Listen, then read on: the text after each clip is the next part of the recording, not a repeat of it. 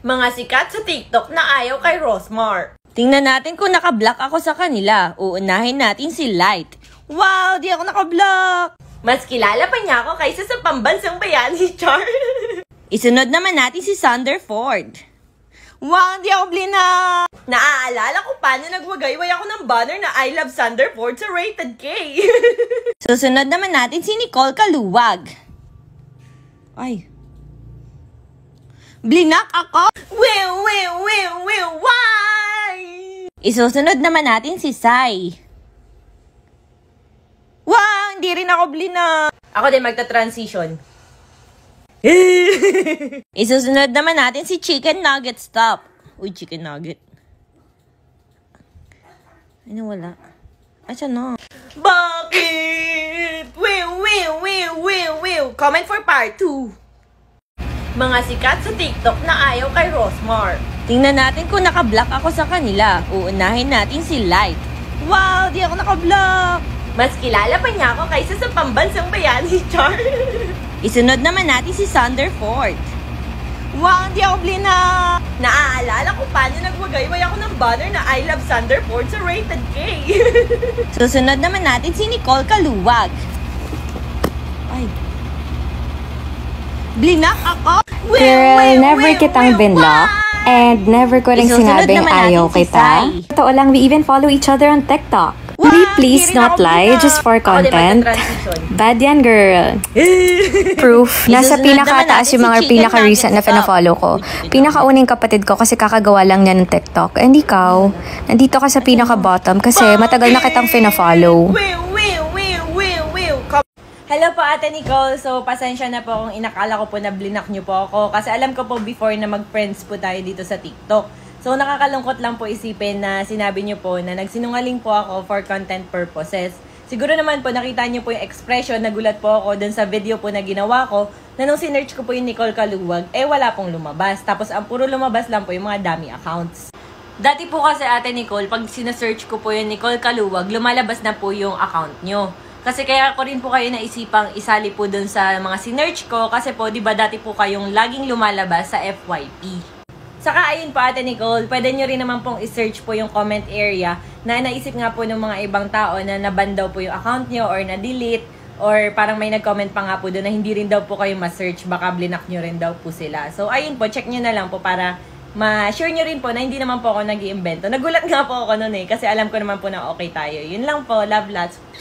Nakakalungkot lang po isipin na sinabi nyo po na nagsinungaling po ako. Okay, sabi mo nga hindi mo nakikita yung account ko. You should have cross-checked first before posting, diba? Kasi you have a huge following eh. It's just like this, if you don't want to be called out, verify first. And I will not retract what I said kasi nag-like ka naman talaga dun sa part na sinabi mong ayaw kita. When did I ever say that? And then you said sa recent video mo, okay naman tayo. Pero bakit ako nadamay dun sa post mo na mga sikat or creators na ayaw kay Rosmar? Maybe let's just be mindful of what we post na lang, especially if meron tayong other creators na sinasama sa mga videos natin. Because people might misinterpret and make an issue about it. Your dreams, baby, get you and me. It's time to boss up. Fix your credit, girl, get at it, get your bag up. Hit that gym and get back fine.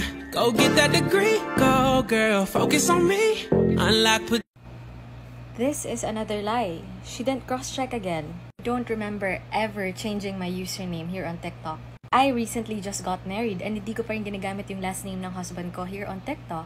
It should be her responsibility as a creator to double-check these things. Tas sabi niya she already apologized. Then why does it look like she's justifying what she did by looking for kakampi in the comments? Again, this is not true. She didn't confirm it na naman if totoo na pinalitan ko o hindi. Naniwala siya dun sa nag-comment before verifying it with me. You can message me. And then, some comments, they're telling me to just let it go. But I can't do that because she's wrong. I need to call her out. Okay, I just want to call out Nicole Kaluwag in this video. Ate Nicole Kaluwag, hi! I love you so much. I love your personality. I love everything about you. And taga-Angeles kumu ken balibago malapit, so we can meet soon. And don't mind that bitch in Subic Beach, Pampanga. I love you and God bless. Yeah. And don't mind that bitch in Subic Beach, Pampanga. Kuya, hi ka sa vlog ko. Yan kuya, sikat ka na! At ito naman para sa part 3. Mga famous sa TikTok na ayaw kay Rosmar. Uunahin na natin si Ma'am Glenda.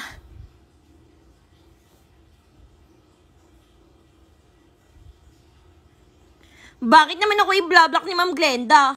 Bakit naman ako i-block ni Ma'am Glenda? Eh, dati nag-comment ako sa post niya, tapos nireplyan niya via video. Sabi pa nga niya sa akin, natutuwa raw siya sa akin. Dahil, ako daw ay mahilig mag-business at hindi daw ako namamaliit ng mga business ng iba. Lalo na yung mga maliliit sa akin. Ah! Sana all! I love you, Miss Glenda. Pakis nga. Comment for part 4. Yan ang idol ko na CEO.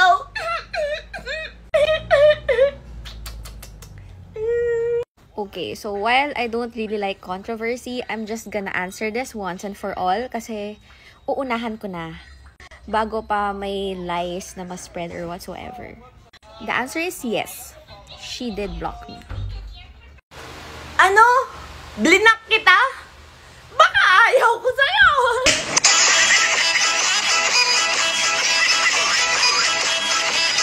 Miss Nina, she posted a video about you saying na ayaw ka daw niya kaya kanya binlock. Okay, the feeling is mutual. Hi guys, I've been holding on to these receipts for way too long and I am gonna share them to you para hindi lang mabaliktad yung narrative. And these are our actual conversations. You can find them on my TikTok inbox. I can also share the entire conversation with you. Madalas organic yung nilalabas kong mga product at yung lip tint. Hello guys, so tingnan nyo naman yung lip and cheek tattoo ko. Ako mismo yung nag-manufacture, tingnan nyo ha. Okay, gagawa po ako ng self-manufactured product ko. Yan, yan po yung bote.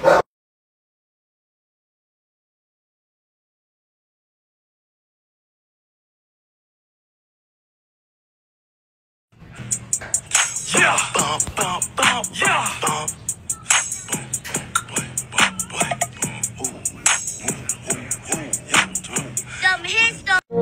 Cause there is no guarantee that this life is easy. Yeah, when my heart is falling apart, when there's no light to break up the dark, that's what I look at you.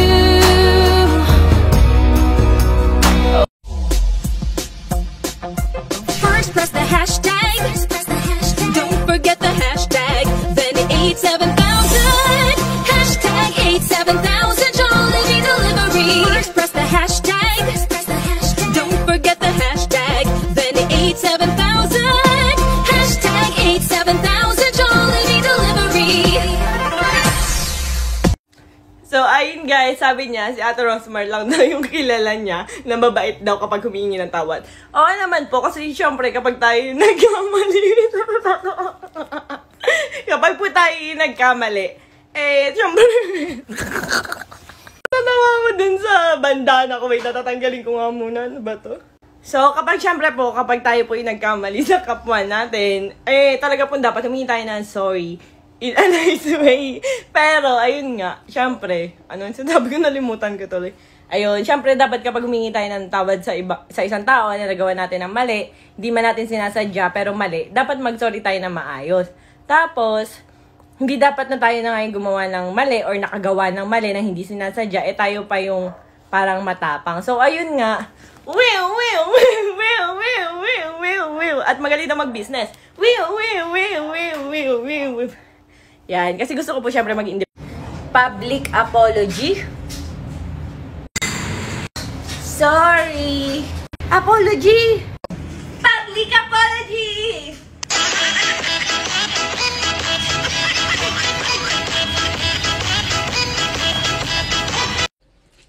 Bakit ba tinatag at minimension niyo ako dun sa issue kay Rosmar?